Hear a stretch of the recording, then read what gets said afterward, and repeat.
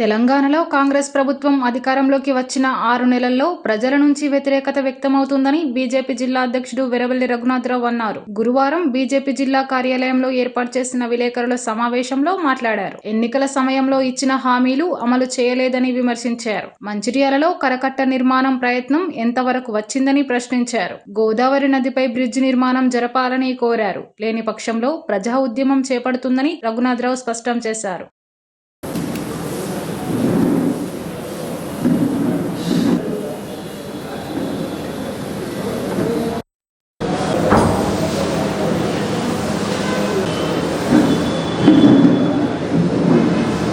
మొన్న జరిగిన పార్లమెంట్ ఎన్నికల్లో మూడోసారి నరేంద్ర మోదీ గారి ప్రభుత్వం ఏర్పాటు చేయడము, ఈ పార్లమెంట్ ఎన్నికల్లో ముఖ్యంగా మంచిర్యాల జిల్లాలో అన్ని నియోజకవర్గాలలో బ్రహ్మాండమైన ఓటింగ్ ఈసారి బీజేపీకి రావడము, 6 నెలల కింద జరిగిన అసెంబ్లీ ఎలక్షన్లో కాంగ్రెస్ పార్టీకి వచ్చిన ఓట్లు ఇవాళ 6 నెలల తర్వాత ఆ ఓట్లలో ప్రతి అసెంబ్లీలో కూడా మీరు చూస్తే 30-40% ఓట్లు తక్కువ రావడం జరిగింది. మంచిర్యాల పట్టణంలో ఈరోజు భారతీయ జనతా పార్టీకి దాదాపు 4,000 ఓట్ల మెజారిటీ వచ్చింది కేవలం మంచిర్యాల పట్టణంలో. అది ఓటింగ్ శాతం తక్కువ అయినప్పటికీ 6 నెలలనే 6 నెలలు 7 నెలలు అయింది కాంగ్రెస్ పార్టీ గవర్నమెంట్ ఏర్పాటు చేసి. ఈ 6-7 నెలలనే కాంగ్రెస్ పార్టీ గాలి పోయింది. అసలు ప్రభుత్వం ఉన్నదా, పాలన ఉన్నదా అని ఇలా ప్రజలు అడుగుతున్నారు. అటువంటి పరిస్థితి వచ్చింది. ఎన్నికల సమయంలో అనేక హామీలు ఇచ్చారు. 200 రోజులు పూర్తి చేసుకున్న రేవంత్ రెడ్డి గారి ప్రభుత్వము ఎన్నికల సమయంలో ఇచ్చిన గ్యారంటీలు 6 గ్యారంటీలు ఇచ్చారు. మనందరికీ తెలుసు, రైతులకు డిసెంబర్ నెలనే 2 లక్షల రుణమాఫీ చేస్తామని చెప్పారు. ఇప్పటికీ మళ్ళీ ఇప్పుడు ఆగస్టు 15th అని విడతల వారు కానీ 50,000 రూపాయలు, 1,00,000 రూపాయలని ఇట్లా రైతులకు రుణమాఫీ చేయలేదు.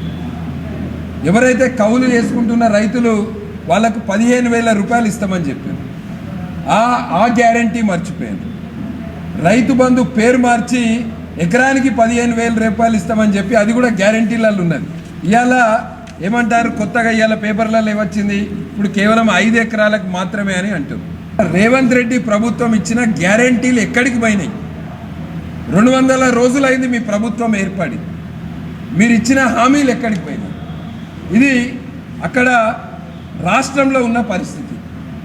ఇక మన మంచిర్యాలకు వస్తే, మన మంచిర్యాల ఎమ్మెల్యే ప్రేమ్ సాగర్ రావు గారు ఎన్నికల సమయంలో చాలా విషయాలు చెప్పారు.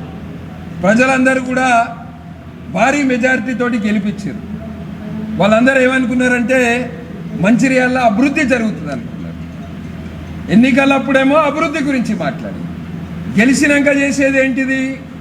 గూండాయిజం, రౌడీయిజం, దాడులు. మంచిర్యాలలో ఒక కొత్త సంస్కృతి వచ్చింది, బెదిరింపు రాజకీయాలు. అభివృద్ధి అనేది మర్చిపోయింది.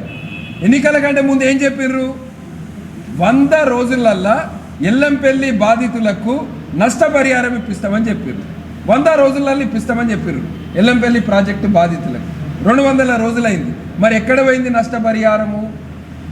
చివరి ఆయకట్టు వరకు నీళ్ళు అందిస్తా, లిఫ్ట్ ద్వారా చివరి ఆయకట్టు వరకు నీళ్ళు అందిస్తా అని చెప్పిండు. మొన్న యాసంగి పంటకు ఆజీపూర్ మండలంలో చాలా మంది రైతులు వాళ్ళ పొలాలు ఎండిపోయినాయి.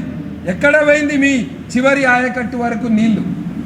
మంచిర్యాల పట్టణంలో కరకట్ట నిర్మాణం చేపడతామని అన్నారు. వర్షాకాలం వస్తుంటే మళ్ళీ ఇవాళ మంచిర్యాల ప్రాంతంలో రాళ్లవాగు దగ్గర ఉండే ప్రజలందరూ కూడా మళ్ళా భయాందోళనకు గురవుతుంది. జూలై నెల వస్తే మళ్ళీ వరదలు వస్తాయని. పోనీ కరకట్ట నిర్మాణం కాకపోయినా కరకట్ట గురించి మీరు ఎటువంటి ప్లానింగ్ చేసిర్రు? ఎవరినన్నా ఎక్స్పర్ట్స్ని కలిసిర్రా? ఎవరినన్నా ఇంజనీర్లను కలిసిర్రా? ఏం చేసిర్రు మీరు ఇవాళ? దాని గురించి, కరకట్ట గురించి మీరు ఏం చేపట్టారు? ఇప్పటికే శాంక్షన్ అయిన బ్రిడ్జ్ గత ప్రభుత్వము ఏదైతే అంతర్గాం గోదావరి వంతెనను గత ప్రభుత్వం 10 సంవత్సరాలు ఆలస్యం చేసింది.